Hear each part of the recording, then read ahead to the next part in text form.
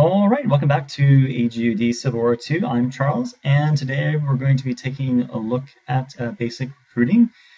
So again, we're in the tutorial series 2, and I think this is our third video on this, and we're basically going to be looking at, like I said, recruiting. So I've skipped ahead onto the recruitment panel instructions here, and basically, this kind of gives like a little bit of historical background, and I'll just kind of briefly explain to you. If you think about manpower in a civil war, or people that that you could fight, of course, you have a total number of people. But let's say if you have 100,000 people going to fight, not all of them are going to be available in Virginia. I mean, that just doesn't make sense. They're going to be spread out throughout the Confederacy, because we're in the Confederacy now. It's the same thing with ships. Like you're not going to be able to build a ship where there's no harbor and this kind of stuff. So basically, your ability and our ability to do recruitment, of course, it's based on many of these other factors we looked at before: money, conscripts, war supply.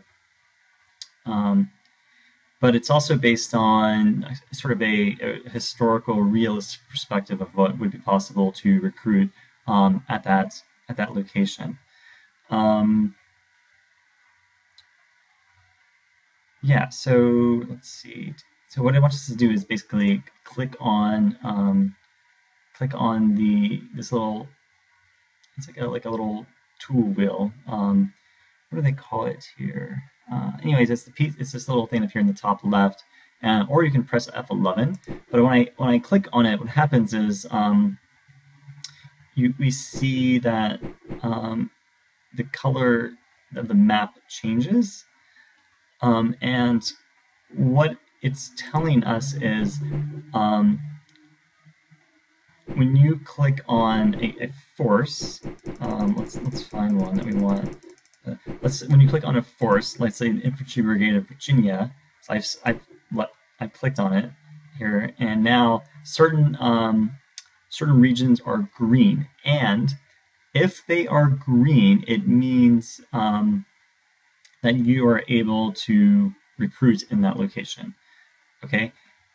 So if we want to, let's say we want to recruit this infantry brigade in Virginia, and what is that going to give us? It's going to give us, looks like 6 infantry regiments counting 2 olives, a couple artillery batteries, and a cavalry regiment as well.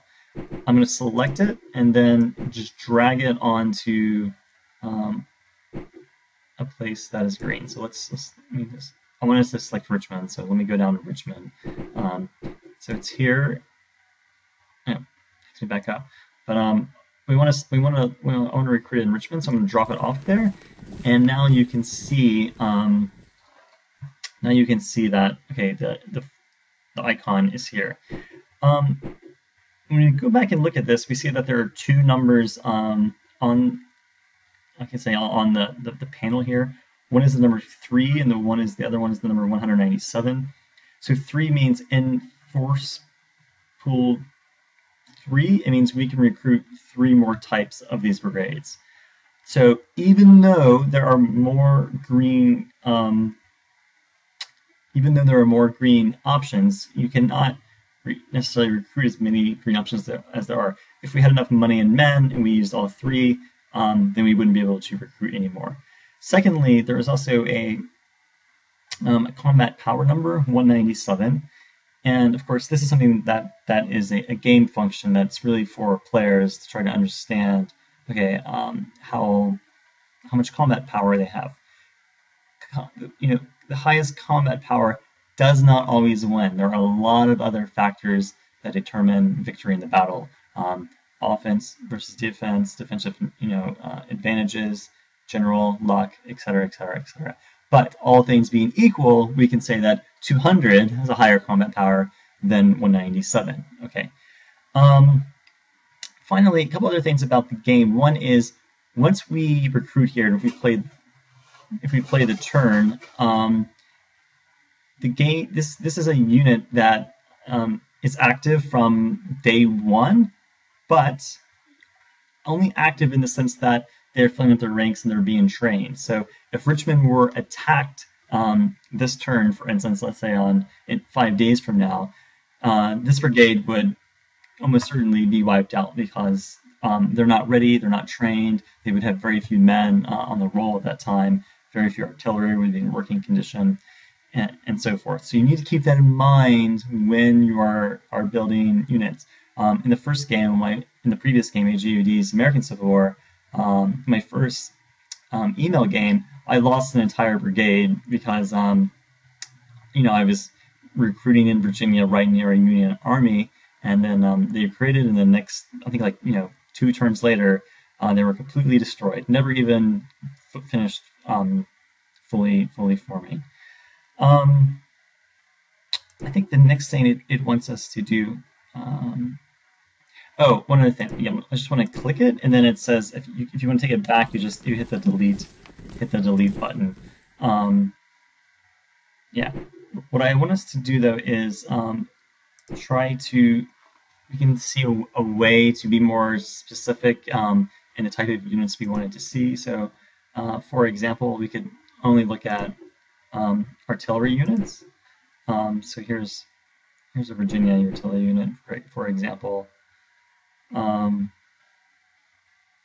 And so I'm just going to drag that onto Virginia, and then there's a way for us to see all the units that are currently being recruited, and that is by clicking on F2, and then it shows this horse artillery icon in Richmond, Virginia. I then select it, and what it says is so there's one that's currently being formed, and then there are another 2 that we could also recruit, and if it's full strength, it's going to have a combat power of 15.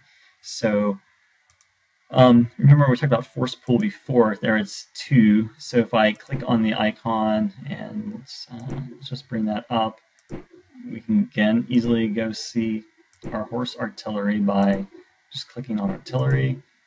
Again, there's the 2 that are in the force pool, which means that they're available. We could recruit 2 more if we had the other resources. And of course, if they're full strength, the 15 means it has a combat power of 15. So, what are the other filters? Ships, other land units, garrison and fortress units, artillery, mobile and cavalry, and of course infantry. Yeah, I think I'm going to stop there, and then I think next turn we'll continue on with replacements. Okay, so like a brief recap to recruit. You need to have the resources. You need to select your military recruitment mode by either clicking on this or F11. Once you find the type of unit you want to build, you then drag and drop it off into that particular region. And you can always look and see which units are under production by clicking on F2 and then looking at the box here. All right, this has been Charles, and see you next time.